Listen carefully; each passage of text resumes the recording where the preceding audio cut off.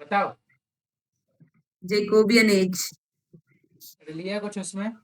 Yes, sir. क्या पढ़ा? ओझा जी, आप क्षमा चाहूंगा, मुझसे ओझा जी निकल रहा है। कुशवाहा जी, म्यूट हाँ सर। म्यूट कर लीजिए, जब बोलें तब आप चल लीजिए। हाँ बताइए, क्या पढ़ा आपने? जेकोबियन एज सर उसका मतलब हिस्टोरिकल बैकग्राउंड देखा है, कुछ वर्क्स देखे हैं और कौन कौन से जॉनरा में उस वक्त राइटिंग हो रही थी ये देखा। जैसे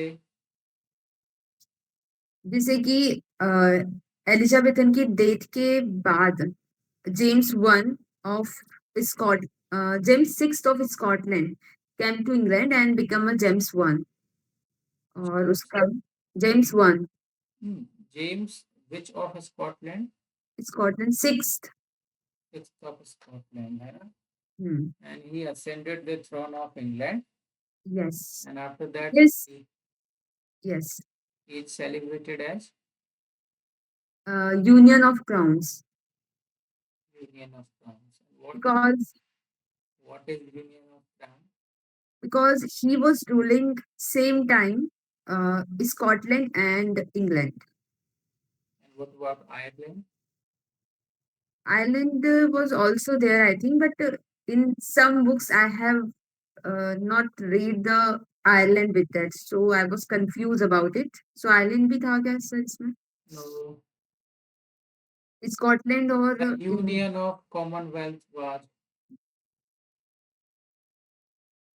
get its existence around 17th century, I think. Not before. हम्म, है ना? तो स्कॉटलैंड और इंग्लैंड, ये दो ही प्लेस है ना, जिनके ऊपर कौन रूल कर रहा था? James one, James one. and he was the cousin of Elizabethan because Elizabethan didn't have any not heir. not Elizabeth, cousin of Queen Elizabeth. Hmm. Elizabethan is adjective, but Yes, talking about now. yes, So you should say Elizabeth. Elizabeth, Queen Elizabeth. Yes, sir. Carry on. So, because Elizabeth didn't marry, so she didn't have any heir to give the throne. So he or she, uh, I think, asked to her, or I don't know कि उसने मतलब meeting किया या permission किसी से लिया फिर उसको किंग बनाया। ये बीच की थोड़ी सी चीज मुझे मिल नहीं पाई कहीं, बट समहाउ वो किंग बनता है। और बहुत सारे कैथोलिक्स उसका उसके अगेंस्ट में भी होते हैं कि ये भी प्रोटेस्टेंट था बिकॉज, तो कैथोलिक्स नहीं चाहते थे कि जेम्स वन किंग बने।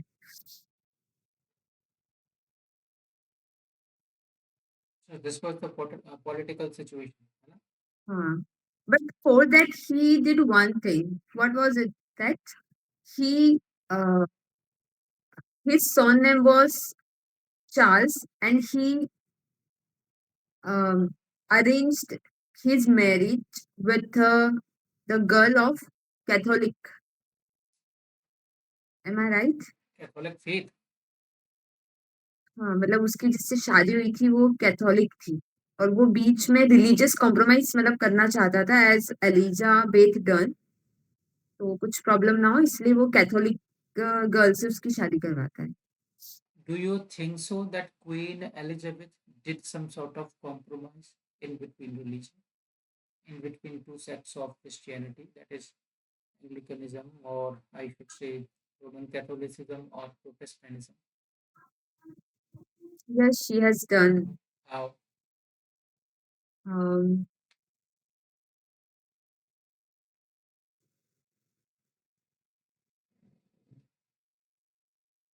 I studied this concept, but I am unable to recall now. Give me a moment to recall. Yes, sir, you can share. I'm unable to recall it now. Let me tell you first. Mute yourself. Yes. Listen, Queen Elizabeth was the daughter of his father, Henry VIII, and Henry VIII himself was a person who somehow segregate Anglicanism from Roman Catholicism. है ना? Getting my point?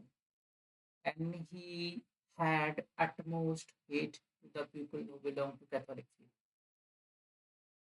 है ना? So all because of it, he overthrew all the people, all the persons whosoever were in authority in that time, है ना? Out of the offices, out of the court, है ना? Out of the churches as well. है ना? है ना? By doing so, he also did one more thing, and that was he captured the land of Roman Catholic churches. है ना? So, in between Elizabeth I and Henry VIII, there were other rulers as well. For example, Mary I of England. है ना? She was the queen who was actually focusing on Roman Catholicism, and because of it, she somehow overthrew the officials whosoever supporting Anglicanism and along with that Protestantism thought. है ना? And whosoever was not ready to convinced with her, he simply executed them. And all because of it, we call her Bloody Mary. She completely believes in blood. है ना? So this is how she totally broke down the uh, limitations of church, है ना? Which was actually set by Mr. Henry VIII. But when Mary somehow meets its her life's end, then what we see another ruler. Actually, there were three rulers between Henry VIII and Elizabeth Queen, है ना? So when we talk about the ascending of Queen Elizabeth first on the throne, there we will see only one thing, that she was simply following the footsteps of her father. है ना? तो उनके पिताजी की जो ideology थी, simply उस ideology को फॉलो करने का प्रयास किया क्वीन एलिजाबेथ फर्स्ट ने। ठीक है, तो अब क्या हुआ, it is quite clear when she supposed to choose a person as her own heir, है ना, as her own successor. So for that case, she have to choose a person who should also believe in her ideology. She had not just one person, she actually had many options. But out of them, she simply goes with only one person, and he was James VI of Scotland. Right? Because James VI of Scotland was somehow related to Elizabeth. Sir was mentioning something, or I think you were mentioning something that she is somehow sister, or I should say cousin sister. No? Cousin sister is actually superfluous word. I suppose not to say cousin sister because cousin is already superfluous. तो मैं जो कहना चाहता हूँ वो ये कि when people are so tired of separating, है ना, the kind of separation in between them, so they were looking for a person who can give them some sort of relaxation, है ना? Relaxation to whom? Relaxation to whom? बताइए People. किसको? People. To Catholics. To Catholic people. Hmm. They were tired of, na? They were totally repressed by the king's monarch. Getting my point? Yes. They were looking for a person who can support them in their ideology as well as in their religion. Correct? So they were hoping so, but Queen was like, a person should, whosoever is going over my throne should have the same ideology just like me, and for that he chose Mr. Henry VI of England, and he start ascending the throne. There he was facing lots of problems, है ना? Because everybody was like, he will do the same, है ना? What was being done by older rulers. So this was the kind of fear in the people of England, whosoever belonged to Roman Catholicism. So in exchange of that, they were like, if we cannot change anything, then at least we can kill king along with the ministers, along with the parliament. And there they set some sort of plan that we today call Guy Fawkes plot or gunpowder plot. They somehow dig up some sort of room beneath the parliamentary building, and there they stored a lot of tons of blasting material. And, and Guy Fawkes was the person who was guarding the room. But somehow a person from the company of protesters informed a person who was also part of the parliament. He informed him, look, mister, do not enter in parliament in this specifically. If you will do so, you're gonna die. So ready for the consequences. And he somehow just go before the king and just reveal the plot. This is how all the Catholics protesters simply executed by the king. So by this incident, he actually learned a lesson that these people can never be reformed. They can never be made good people once again. So just leave them behind and let them do whatsoever they are doing. So after that day, rules are also, I should say, restricted by the King of England. है ना? तो उसके बाद में Roman Catholicism की हालत इतनी ज्यादा बदतर हो गई कि क्या बताऊं। तो आप ये तो कह ही नहीं सकते कि वो सपोर्ट कर रहे थे। जब शुरुआत में उसने अपनी गद्दी पे पैर रखा, तो वो उस वक्त ऐसे शो ऑफ कर रहा था जैसे वो सबके हित की सोचता है। क्यों? शुरुआत पे ही कोई उसको गद्दी गद्दी पे नहीं चढ़ने देगा। अगर वो शुरू में ही कैथोलिसिज्म करेगा, प्रोटेस्टेंटिज्म करेगा, तो कोई तो विरोध करेगा कि नहीं करेगा। और यदि तुम नहीं चाहते हो, सबके प्यारे बन के रहना चाहते हो, तो उस स्थिति में आप प्रोटेस्ट जाहिर नहीं कर सकते। आप नहीं दिखा सकते that I hate this specific community और दैट स्पेसिफिक कम्युनिटी। समझ आ रहा है? तो फिर क्या, सिंपल सी बात है, तो तटस्थ रहने का प्रयास किया कुछ समय तक। ठीक है, उसके बाद में इन लोगों ने कहा कि हम हायर पोजीशन पे नहीं है, हमारी जॉब छीन ली गई, है ना, हमको हमारी जगह पे रिस्टोर करो। काफ़ी रिच फैमिलीज हुआ करती थी, है ना। रोमन कैथोलिसिज्म की जो चर्चेस हुआ करते थे रोमन कैथोलिक, उनकी जो ज़मीनें छीनी गई थी उनको वापस करो, है ना। तो कुछ ऐसी चीज़ों की डिमांड करने लगे। राजा ने कहा अब तो इनका तो कुछ हो नहीं सकता, तो राजा ने तिरस्कार कर दिया, नहीं दिया ध्यान। जब ध्यान नहीं दिया तो उसका परिणाम ये निकला कि उन लोगों ने एक प्लॉट कंस्ट्रक्ट कर दिया कि इस राजा को ही निपटाओ, साथ में पार्लियामेंट, कोई बचेगा ही नहीं। फिर कोई नया राजा आएगा। पर ऐसा हो नहीं पाया, प्लान टूट गया। ये घटना थी 1605 के आसपास की, है ना। और शायद एग्जैक्ट डेट याद नहीं कर पा रहा हूँ, 5 है इतना तो पता है, अब दिसंबर है I शायद। think 5 November 1605. हाँ मैं हाँ भी वही, श्योर नहीं हूँ बट 5 नवंबर याद आ रहा है। नवंबर या दिसंबर ऐसा ही कुछ होगा, एग्जैक्ट डेट मैं याद नहीं कर पा रहा हूँ।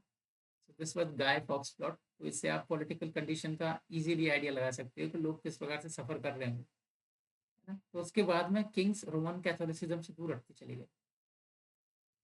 तो कसर थी, पहले तो मैरी ने पूरी की, मैरी फर्स्ट ने। Mary first was the queen of Philip second of Spain,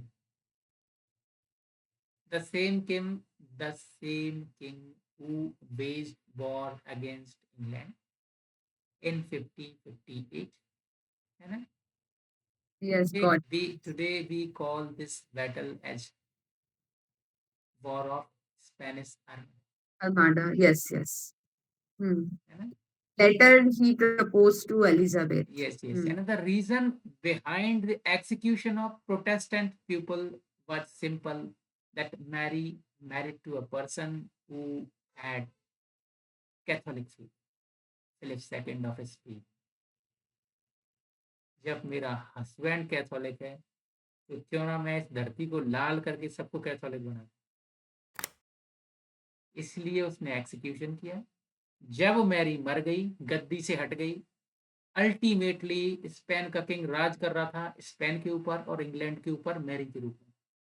जब मैरी मर गई तो कहीं ना कहीं उसका इंग्लैंड से कंट्रोल छूट गया।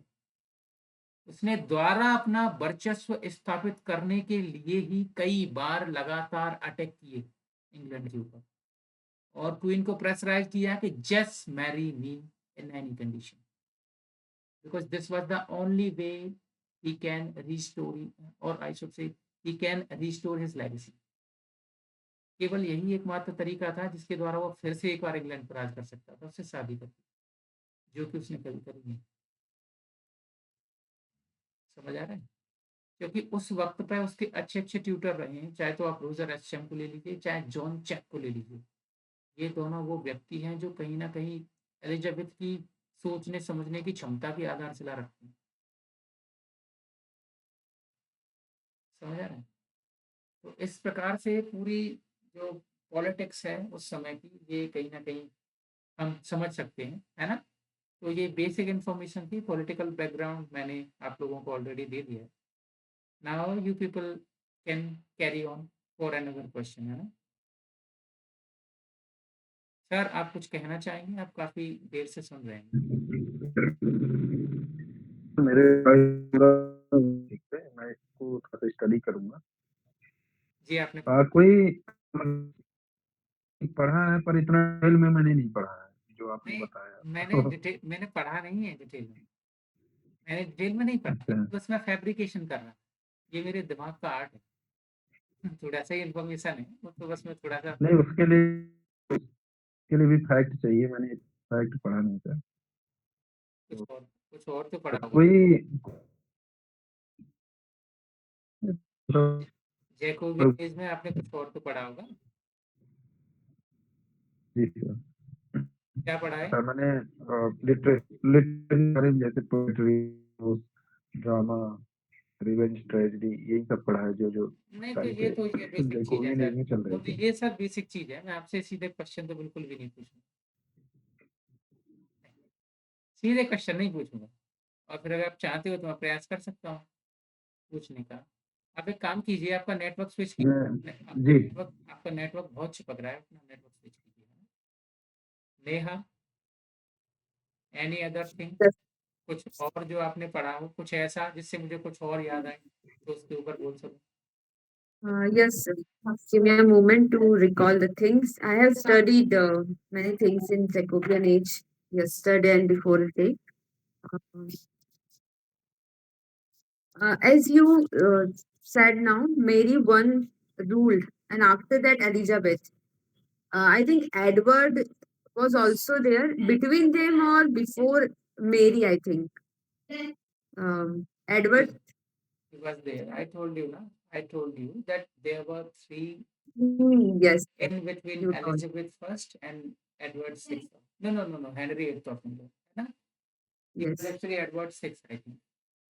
He was Edward sixth, I think. he was born out of the womb of Seymour. She was the I think fourth wife of Henry VIII. है ना? ज्यादा पढ़ो, ये मत सोचो कि डेट आ जाएगी तब पढ़ना शुरू करेंगे अगली बार। So should we study,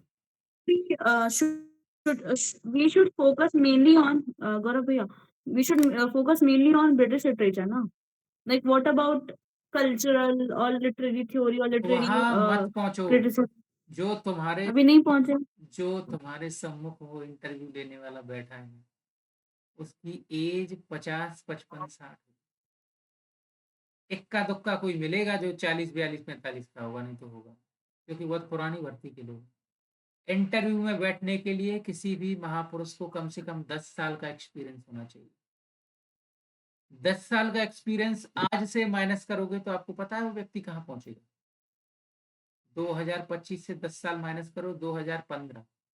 2015 में कोई भर्ती नहीं हुई है, 2018 में भर्ती हुई है। इसका मतलब 2018 की भर्ती से कोई प्रोफेसर नहीं बैठे, जितने भी यंग थे। इसका मतलब कल्चरल स्टडी वाली जो जितनी भी चीजें हैं ये सब जितनी भी नई आज की ट्रेंडी टॉपिक्स हैं यूजीसी नेट के, उन पे उन लोगों का कमांड अच्छा होगा क्योंकि वो यूजीसी नेट में अपीयर हुए होंगे। बाद बाकी जितने भी प्रोफेसर ओल्ड एज के हैं, उन लोगों ने इनके साथ डील नहीं किया। उनने डील किया English literature, British literature, critical theory, Indian writing. बात की गहराई समझ रहे हो? वहाँ जो इंटरव्यूअर होगा वो 60 साल का होगा, उसकी ज्वाइनिंग होगी 2000 से पहले की। 2004 में जब यूजीसी नेट का पेपर बना करता था तब सीबीएसई कंडक्ट कराता था और पूरा पेपर इंग्लिश ब्रिटिश लिटरेचर से होता। बात की गहराई समझ रहे हैं? उन लोगों समझी ने समझी। स्टडी नहीं पढ़ी है, तो क्यों उड़ता तीर ओके। लेना है अपने ऊपर? क्यों लेना है? वो आपसे पूछेंगे आप मैं क्या पढ़ हाँ। वो आपसे ये पूछेंगे आप क्या पढ़ के आए। यदि आपने कह दिया कि मैं कल्चरल स्टडी पढ़ के आया हूँ, सामने वाले को वो आता नहीं है तो उसके ईगो पे लगेगी, और जब ईगो पे लगेगी तो उल्टी सीधी बातें करेगा। इसलिए जब यदि वो पूछे अपने मन से तब तो आपको हर हाल में जवाब देना ही पड़ेगा, लेकिन उसको ये चॉइस मत दो कि वो इधर ऐसे किसी डोमेन में घुसे, क्योंकि इन चीजों की कोई था नहीं है। गिनी चुनी चार चार यूजीसी नेट के हिसाब से टर्म याद करने से कल्चरल जो थ्योरीज हैं उनको कंप्लीट नहीं किया जा सकता। यूजीसी नेट में सीधी सीधी टर्म पूछी जाती है, लेकिन थ्योरीज अपने आप में बहुत बड़ी हैं, इतनी बास्ट हैं कि जिनकी कोई सीमा नहीं।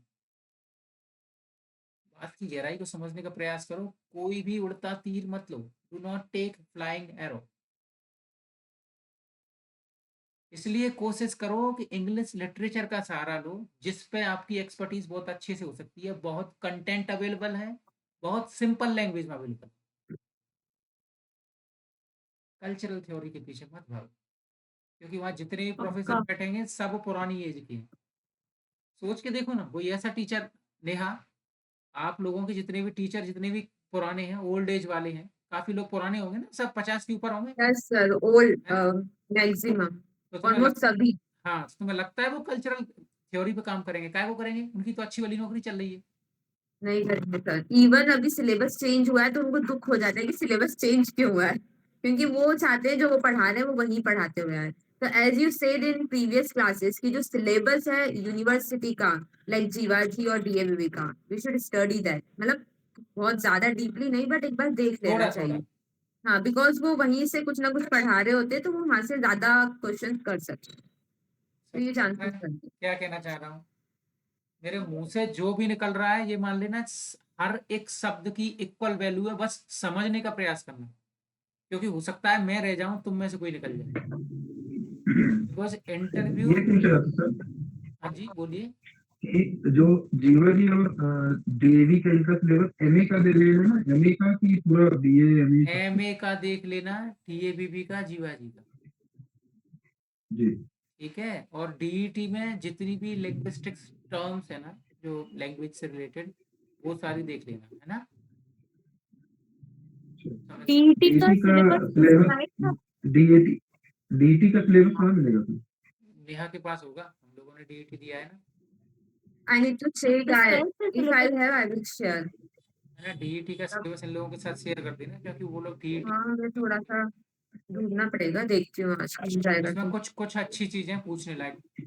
ये मेरा मैम आपको शेयर सुनो कर मेरी देना बात, ग्रुप में। जो भी जरूरी हिस्सा है वो मैं सब कुछ कंप्लीट करा दूंगा, बस तरीके से फॉलो अप करती जा। श्योर सब सर। कैन सर क्लासेस का टाइम मतलब पीछे नहीं हो सकता 10 बजे से? और 10 से करना है 10 से 11 भैया, 10 से मतलब बाकी सब अगर है। आई थिंक 9:30 फिर भी ठीक है, 10 बहुत ज्यादा लेट नहीं हो जाएगा? क्योंकि साक्षी जब एग्जाम डेट आ जाएगी ना तो सर कह रहे थे कि 1 घंटे से थोड़ा ज्यादा रहेगा, तो वो ऑलरेडी फिर 9:30 से करेंगे तो 11 हो ही जाएगा। फिर मॉर्निंग में जल्दी भी तो उठना रहेगा स्टडी के लिए, इसलिए ना तो हाँ 9:30 से कर लेंगे अगर कुछ प्रॉब्लम आ रहा है तो। नहीं नहीं ठीक है, 9 ही सही है। ठीक है, नो इशू। कि तुम लोग जब देखो, मेरा ऐसा है, आप लोग जो मुझे अपने मुंह से दोगे ना, उसी में से उठा के क्वेश्चन बनाऊंगा, वहीं से सारी चीजें मैं आपको प्रोवाइड करूंगा। मेरे दिमाग में कोई स्ट्रक्चर नहीं बना कि मेरे को जाके ये पढ़ाना है। आप जो बोलोगे वहीं से क्वेश्चन उठाऊंगा। तो मेरे को ऐसे व्यक्ति चाहिए जो बोले, जो पढ़ के आए हो। अगर पढ़ के नहीं आओगे तो कैसे काम चलेगा, मेरे को ये बताओ। या तो मैं पहले ही फॉर्मेट तैयार कर लूँ कि ये क्वेश्चन पूछने, लिख के रख लेता हूँ, ये ठीक नहीं है, पर क्योंकि वहां तो अनएक्सपेक्टेड पूछा जाएगा। हम्म, सोच के तो देखो, वहां पूरा गेम अनएक्सपेक्टेड का है, उसके लिए आप लोग को तैयार रहना पड़ेगा। आज कुछ चीजें आप लोगों को मैं और समझा देता हूँ जो बहुत ज्यादा जरूरी है, हद से ज्यादा जरूरी है। सुनो मेरी बात। सपोजिटली आप ओबीसी वाले हो, आपका कट ऑफ गया 120, ठीक है? हाँ बोलो हाँ। Yes sir. है ना? आपका कट ऑफ गया 120। यदि आपके नंबर 135 नहीं है, यदि आपके क्वेश्चन 135 नहीं है, तो it is a matter of concern. बिल्कुल इस भ्रम में मत रहना कि 15 क्वेश्चन ऊपर हूं तो हो जाएगा, क्योंकि इंटरव्यू में एक को 10 दे के दूसरे को 90 दिए जा सकते हैं। 80 नंबर का डिफरेंस, मतलब सीधे 20 क्वेश्चन धड़ाम से नीचे। आगे की बात अब और सुन। ना तो किसी व्यक्ति को आप केवल रिटर्न के बेस पर जज कर सकते हो, क्योंकि जिसने ऑब्जेक्टिव रट रटा के पेपर क्वालिफाई किया है, इस बात की कोई गारंटी नहीं है कि वो इंटरव्यू में अच्छा होगा, एक्सप्रेशन में मजबूत होगा। बहुत कम लोग मजबूत होते हैं, है ना? तो जो जरूरी है वो दोनों हिस्से मजबूत होना, पहला एग्जाम टाइप, दूसरा इंटरव्यू, है ना? क्योंकि कई बार आपको बहुत अच्छा नॉलेज होते हुए आप चटकते हो इंटरव्यू में, चटका देते हो।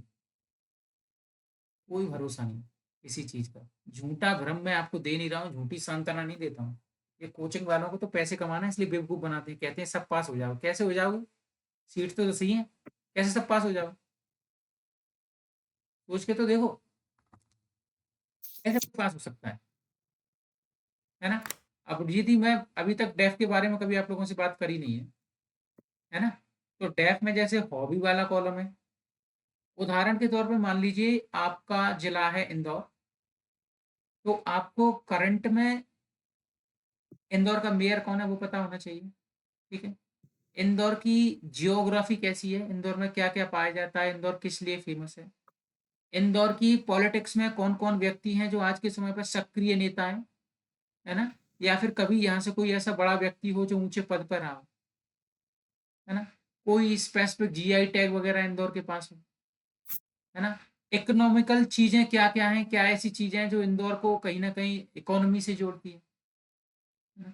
कुल मिला के पॉलिटी, हिस्ट्री, इकोनॉमिक्स, ये तीनों चीजें आपके अपने गृह जिले की आपको देखनी है। समझ गए मेरी बात को? आपकी जो डेट ऑफ बर्थ है, क्या उस डेट में कोई स्पेशल इवेंट घटित हुई है, आपको ये देखना है। अगर घटित हुई है तो आपको पता होना चाहिए।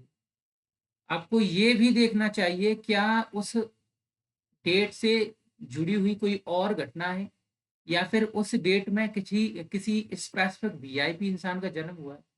जैसे महेंद्र सिंह धोनी का जन्म हो गया, है ना? जैसे एपीजे अब्दुल कलाम साहब का जन्म हो गया, तो उस स्पेसिफिक डेट पर कोई ऐसी घटना तो नहीं, तो सेट नहीं है जिससे क्वेश्चन बनाया जा सके।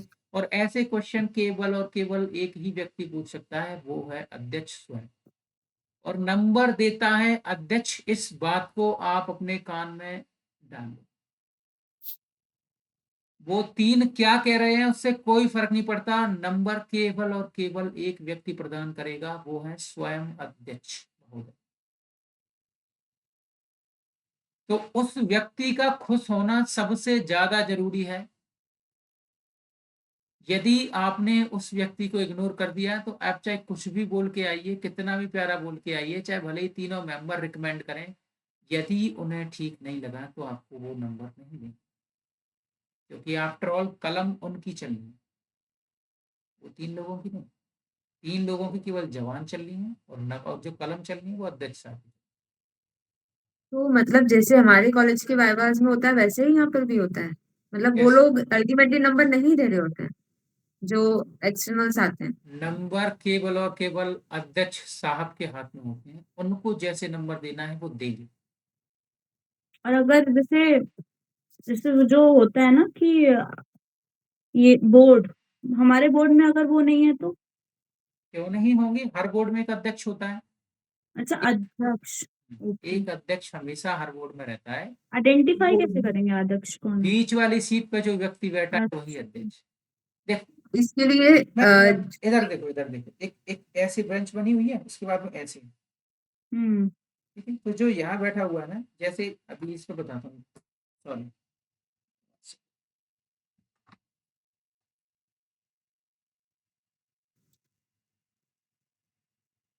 ये देखो, दिख रहा है क्या? समझ गए, समझ गए। दिख तो नहीं रहा। दिख ही नहीं रहा होगा तो कहाँ से समझो? मुझे समझ गया, ऐसा है। क्या ये पैटर्न दिख रहा है? हाँ, दिखा हाँ दिखा। ये बगैर उंगली हाँ। एक, हम्म। अब देखिएगा, देखो ये दिख रहा है, ये हाँ हाँ हाँ दिखा। हाँ। दिख रहा है, ये हाँ में ये जो जगह है ना, ये हम्म। ये वाली, यहाँ बैठते हैं हम्म, अध्यक्ष साहब, बाकी इधर समझ मेंबर, गया। इधर मेंबर। समझ आया? तो जो समझ आ व्यक्ति गया। सेंटर में बैठा हुआ है उस व्यक्ति पे फोकस रखना है। ऐसी गलती नहीं करनी है कि आप उस पर ध्यान ही नहीं दे रहे हो, धनाधन तो धनाधन क्वेश्चन आंसर होने लग रहे हैं। समझ आ रहा है? ये चीजें बहुत ज्यादा अहम है ना? किसी भी सूरत में गवर्नमेंट को कंडेम नहीं करना, उनको क्रिटिसाइज नहीं करना है। यदि मैं आपसे पूछूं आपका स्कूल या कॉलेज कैसा रहा, या फिर मैं आपसे डायरेक्ट ये बोल दूं कि आपका स्कूल तो बहुत बेकार है, तो ये नहीं कहने लग जाना है कि जी जी सर आप बिल्कुल सही बात कह रहे हैं और मेरा स्कूल सच में बहुत बेकार है। तो ऐसी स्थिति में वो आपको शून्य देंगे और सीधा कहेंगे आइए सर। समझ आ रहा है? जब गवर्नमेंट को क्वेश्चन करना है हर सिचुएशन में। जब वो ऐसा कुछ कह रहे हैं तो आपको डायरेक्ट ये नहीं बोलना है नहीं नहीं सर ऐसा नहीं है, नहीं नहीं सर ऐसा नहीं है, डायरेक्ट रिजेक्ट नहीं करना। बोलना है sir maybe you are seeing things in that way but in my opinion. खंडन नहीं करना है उनका। समझ आ रहा है क्या? है ना? Yes sir. और कुछ चीजें और बता दूं, जैसे टेस्ट पे बात कर रहा हूँ थोड़ा थोड़ा। जैसे जब आप एंटर करोगे ना क्लास में, तो क्लास में एंटर करने से पहले बाहर गेट पे एक भैया खड़े रहें, ठीक है? तो वो बिल्कुल वैसे ही गेट खोलेंगे जैसे एक राजा के लिए, कोई कह सकते हैं जो व्यक्ति विशेष होते हैं ना गेट पर द्वारपाल खड़े रहते हैं, वैसे गेट खोलते हैं। बिल्कुल उसी प्रकार वो भैया आपके लिए गेट खोलेंगे, तो सलीके से उनको कहिए थैंक यू सर। उसके बाद में आपको बोर्ड मेंबर अंदर देखेंगे तो आप कहेंगे सर क्या मैं अंदर आ सकती हूँ, क्या मैं अंदर आ सकता हूँ, इंग्लिश में बोल सकते हैं, मे आई कम इन sir. Then simply they will allow you or he will allow you, then you will enter and just stand before them, है ना? उनके सामने चेहरा करके आप खड़े हो जाएंगे, तो सावधानी मुद्रा में ऐसे राइट हैंड में फाइल रहेगी आपके में, ठीक है? उसके बाद में आपको कुछ भी नहीं करना है, आपको बोलना है गुड मॉर्निंग या गुड आफ्टरनून एवरीबॉडी। हर एक व्यक्ति तक आपकी नजर जानी चाहिए, ऐसे ऐसे। बाद में अध्यक्ष पे आके खत्म, सीधे खड़े हो जाए। समझ आ रहा है? उसके बाद में वो आपसे कहेंगे बैठ जाइए, तो आपको कुछ नहीं करना है, आपको बैठ जाना है और कंफर्टेबली बैठना है। ऐसा नहीं है कि आप ऐसे टेढ़े मेढ़े बैठ गए और बाद में फिर वो सामने वाला क्वेश्चन पूछ रहा है, आप अनकंफर्टेबल फील हो रहे हैं। इसलिए वो आपसे हमेशा पूछते हैं कि आप अच्छे से बैठे हैं, are you comfortable? You would say okay sir, getting? समझ आ रहा है कि आपको? ठीक है? ये होता है प्रॉपर डेकोरम किसी भी इंटरव्यू के अंदर का, है? उसके बाद में जब आपका इंटरव्यू कंप्लीट हो जाएगा वो आपसे कहेंगे कि आपका इंटरव्यू हो गया है, आप जा सकते हैं। तो उनके कहे आदेश अनुसार या मैं कहूँ कि उनके शब्द अनुसार आपको खड़े हो जाना है, चेयर से उठना है, चेयर पीछे करना है, बाहर निकलना है, चेयर जहाँ रखी थी वहीं रख देना, उसी स्थिति। चेयर के साइड में वापस खड़े होना है और कहना है सबको thank you very much. Okay? उसके बाद में फिर आपको फोल्ड होके बाहर की तरफ चलना, भैया गेट खोलेंगे, आप बाहर निकल। ये वो बेसिक डेकोरम है जो हर व्यक्ति को फॉलो करना चाहिए। इंटरव्यू में वो तीर नहीं मार सकता जो केवल लिटरेचर का एक्सपर्ट है। इंटरव्यू में केवल वो भी तीर नहीं मार सकता जो सिविल इंटरव्यूज का एक्सपर्ट है। इंटरव्यू में केवल वो इंसान तीर मार सकता है जो दोनों में महारत हासिल रखता है। बात समझ में आ रही है? करंटली राइट नाउ किसी भी कोचिंग संस्थान में जाओगी, वो सब प्रैक्टिस करवा रहे हैं सिविल की बरसों से। समझ आ रहा है आप लोगों को मेरी बात? सिविल की प्रैक्टिस करवा रहे हैं, लिटरेचर का उनके पास कुछ भी नहीं है, वो शून्य है लिटरेचर। तो फिर एक ऐसा व्यक्ति होना चाहिए जिसकी दोनों चीजों पर कमांड हो, सिविल के कॉन्सेप्ट पे भी और लिटरेचर पे, है ना? क्योंकि पिछले 8 से 10 महीने में मैंने सिविल पे बहुत काम किया, सिविल के तरीके पे, क्या पैटर्न होता है, कैसे क्वेश्चन बनाए जाते हैं, किस प्रकार से क्वेश्चन पूछे जाते हैं। आप में से कोई एक व्यक्ति विशेष मुझे एक दिन अपना डेफ भेज देना, मैं आपको नमूना दूंगा कि इंटरव्यू होता कैसे। अच्छा तजुर्बा है मुझे, अच्छा खासा, है ना? यस पिछले एक सर। 1.5 सालों मैंने यही किया है, इसीलिए तो बोलता हूँ। पर समस्या क्या है, इसके बावजूद लोग इसका फायदा नहीं ले पा रहे, सब पास नहीं हो सकते। पर कम से कम ऐसे तो हो जाओगे कि अगर बाय द वे यहाँ से बच भी गए तो इस लायक हो जाओगे कहीं आराम से 50-60 हज़ार मिलते रहे। नहीं तो बच्चों की स्थिति तो इतनी खराब है कि बेचारे बोल नहीं पा रहे, उनकी आवाज नहीं निकल रही। वो टीचरों से चाहते हैं क्या सर हमसे क्वेश्चन हिंदी में पूछे जाएंगे, वो ये चाहते हैं इंग्लिश का प्रोफेसर उनके सामने बैठ के उनसे हिंदी में क्वेश्चन पूछे, और कोचिंग वाले क्या कर रहे हैं, जी जी हिंदी में ही क्वेश्चन पूछे जाए जिससे बच्चा जाए ना।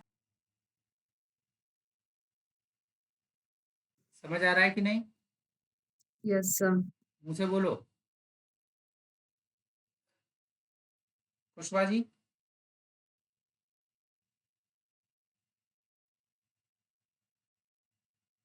Yes sir.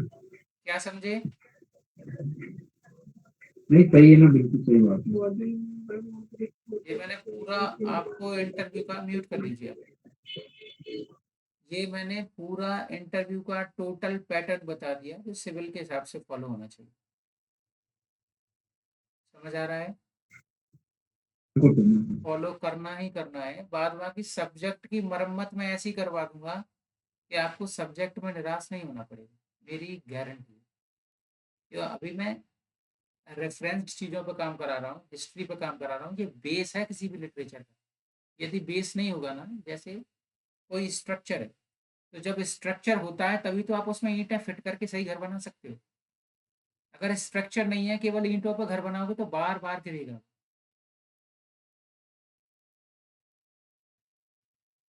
समझ आ रहा है क्या?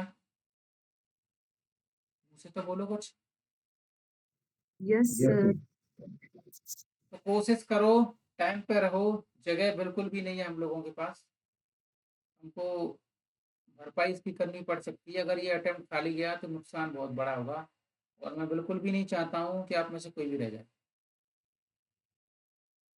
Yes sir. ठीक है ना? साक्षी,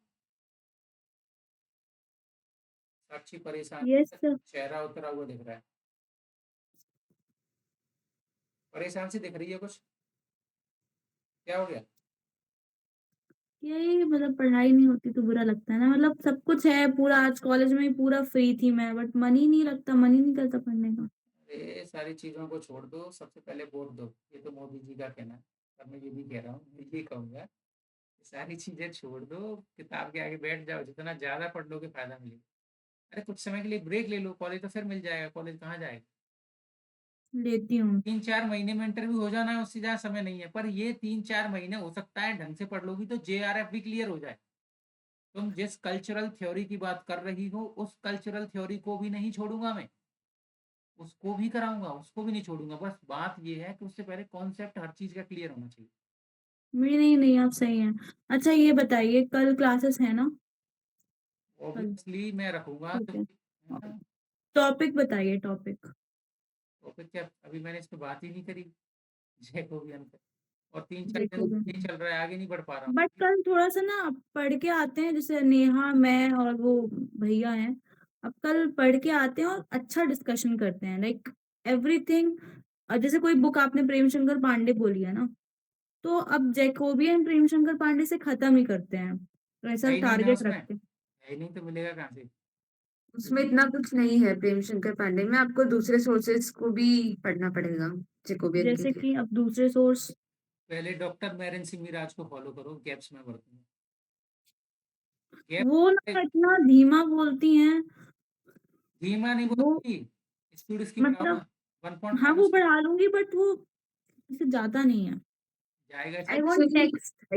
actually sir she is right. क्या होता है ना कि हम लोग उससे इतना फेमिलियर नहीं है, तो एक बार में उनके कॉन्सेप्ट और मतलब हाँ काफी डिटेल में होती है बहुत डिटेल है, चीजें, बहुत उसमें है। डायरेक्टली समझ नहीं और आती, उसके लिए बहुत अगर टाइम टेक्स्ट हो चाहिए हमें। हाथ में ना तो फिर ठीक है, स्टोरी मतलब उनका वीडियो सुनो और टेक्स्ट देख लो तो तुरंत क्लिक कर जाता है। बट टेक्स्ट नहीं है, बस सुने पढ़ो सुने पढ़ो सुने पढ़ो तो उतना नहीं है, दिमाग में इफेक्टिव नहीं है वो। वो व्यक्ति अपने आप में बहुत बड़ा एक्सपर्ट है। जी मैं जानती वो तो है, शी इज, बट 3 से 4 बार आप लोगों को उससे पढ़ना पड़ेगा, तब समझ आएगा सही। तो अच्छा आप मुझे जॉर्जियन का जो आपने बोला इसका कोई सोर्स बताइए apart from the video, any text.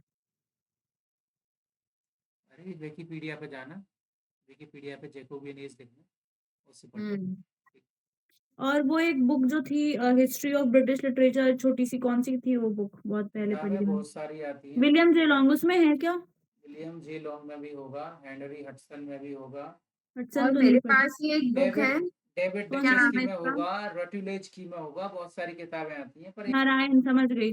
कहाँ से लिया ये नेहा ये? ये पता नहीं, बहुत पुरानी सी रखी थी मैंने खुद, आज इसको मिली तो मैंने सोचा इससे पढ़ती हूँ। बहुत पहले की, आई थिंक हजूरी बाजार से ली थी मैंने। ये मैंने तो इसमें बीए भी के है टाइम पे कुछ मैंने कंटेंट। हाँ, एमए के समझ टाइम गई। पर लिया कौन सी होगा। बुक है, कौन सी बुक है भैया? नारायण से इनका सब सब्जेक्ट सारे उनका आता है, नारायण का। नारायण। सारे सब्जेक्ट का आता है क्या? ये अरे लक्ष्मी नारायण आगरा का अग्रवाल। आगरा का पब्लिकेशन है, इसके यहाँ मैं गया हूँ जब मैं मास्टर्स में था, तब कोरोना चल हाँ हाँ हाँ, सारी किताब लेके आया। सारी किताबें रहती हैं इनकी, ठीक सब है, सब्जेक्ट तो मतलब सारे टॉपिक्स की। सीधी बात ये है, वो पढ़ना शुरू कर दो, धीमे धीमे काम करो। ठीक है, श्योर, कल मैं जॉर्जियन पढ़ के जॉर्जियन आऊंगी। नहीं, जैकोबियन। देखो भी है। जैकोबियन ये हो पढ़ गया के अच्छा ये बताओ, आऊंगी। अच्छा ये बताओ, जॉर्जियन एरा की टाइमिंग क्या है? अभी मुझे कुछ भी याद नहीं आ रहा है, मैं कल पढ़ के आऊंगी। नेहा आप बताओ, सॉरी सर, किसका टाइमिंग पूछ रहे हैं आप? जॉर्जियन एरा की टाइमिंग क्या है? Georgian. King George first, King George second, हाँ, which specific time duration? I can I don't know make a sir. Wrong guess? 1625। बिल्कुल गलत। 1601 टू 1614 है क्या? पर शत जॉर्जियन एडवर्डियन। 100% गलत, कोई गुंजाइश नहीं सही होने की।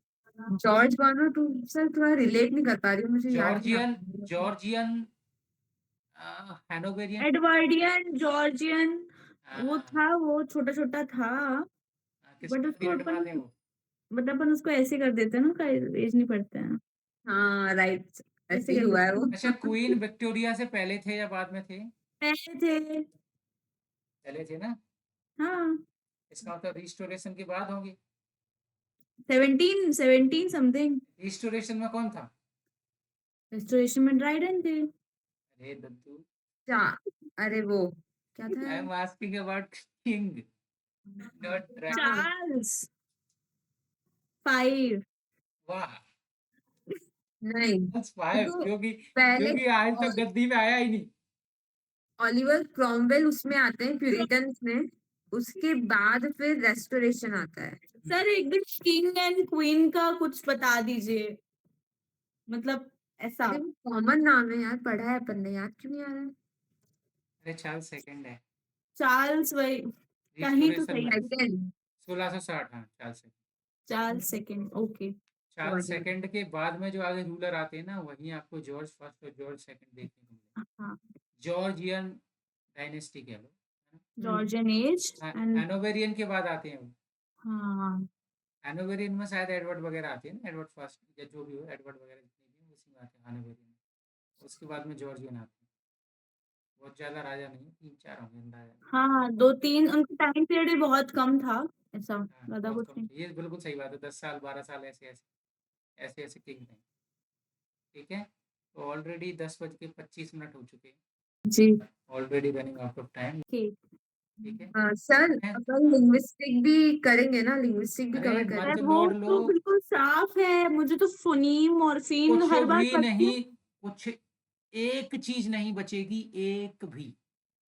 अगर आप लोग समय से काम करते रहोगे, अगर आप टाइम लगाओगे तो एक एक नहीं नहीं टाइम नहीं लगाऊंगी, बर्बाद होंगे तो कैसे काम साक्षी अब अपन एक भी स्किप नहीं करेंगे क्लास प्लीज, बिल्कुल क्योंकि स्किप एक नहीं करूंगी, पर्सन प्रॉमिस। स्किप होता है तो मुझे फिर जैकोबियन का क्लास मटेरियल दे दीजिए ग्रुप में, मतलब चाहे हम तीनों को पर्सनल जैसा भी है, आप जैकोबियन का मटेरियल दे दीजिए, फोटो खींच के कैसे भी, तो एक ट्रस्टेड मटेरियल रहे ना, तो फिर उससे पढ़ने में अच्छा लगेगा।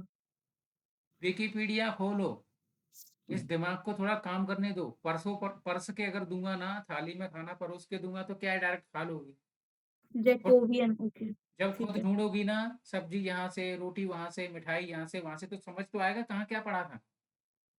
अगर हम्म, एक्चुअल अच्छा नॉलेजेबल पर्सन बनना है तो आपको रिसर्च करके ही पढ़ना चाहिए, ये मेरी हम्म, सलाह है, ठीक है सर, ओके। ठीक है। Tomorrow 9 with Jacobian age. हाँ, Okay. इसको कंप्लीट कर Neha लेना। and I will be ready. And भैया will सर be also. आपको भी निश्चित रूप यस से यस श्योर श्योर समझने का प्रयास बिल्कुल कीजिए, मुझे मजबूर मत करिए, क्योंकि मैं नहीं नहीं, कल नहीं I तब hope you करना get a पड़ेगा better response from my side. By the way, could you people tell me what was the reason behind Jacobite rebellion? I don't no sir. कहाँ पढ़ा है मैंने, मुझे खुद भी मैंने नहीं कहा पता। ना, मैंने क्या कहा, आप जो भी बोलोगे मेरे को तुरंत क्वेश्चन मिलेगा, पर कुछ बोलो हाँ तो क्या करूं मैं, गलत, तुरंत गलत। क्वेश्चन उठाऊंगा।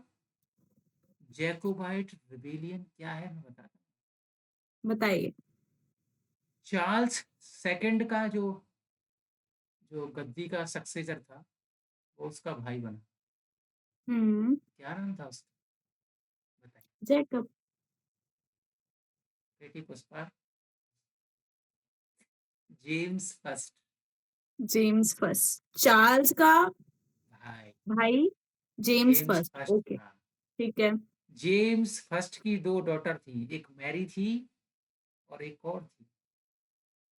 उसमें से एक लड़की ने विलियम ऑफ ऑरेंज से शादी करी थी। याद आ गया, स्कॉटलैंड वाला। याद आया बच्चियों, हाँ, है ना। फिर वही बनता है तो फिर एट द एंड। उसके बाद में डर के मारे जेम्स भाग गई। को गद्दी छोड़ के भागना, हाँ समझ आए।